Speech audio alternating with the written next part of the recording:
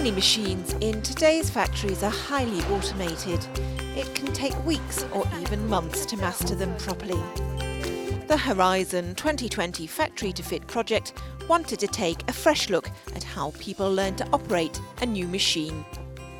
Whenever customers buy new equipment, there is a lot of training involved, and there is training for the operators, how to operate the system, how to run the parts, how to handle the safety devices, how to do the programming, and so on and so on.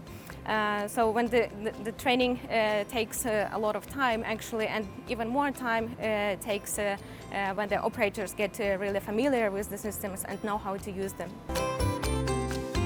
The training is done on the basis of the precise 3D models, so when machines are installed, it will look exactly the same as they saw it on the computer in their office.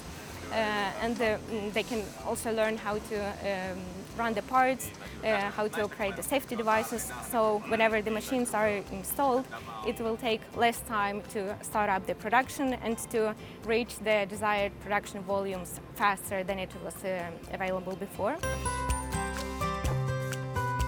We have the case customers working with the pre-training platform, and one thing they liked the most about it is the possibility to modularize and configure the systems in the 3D models that will be exactly the same as what will be installed.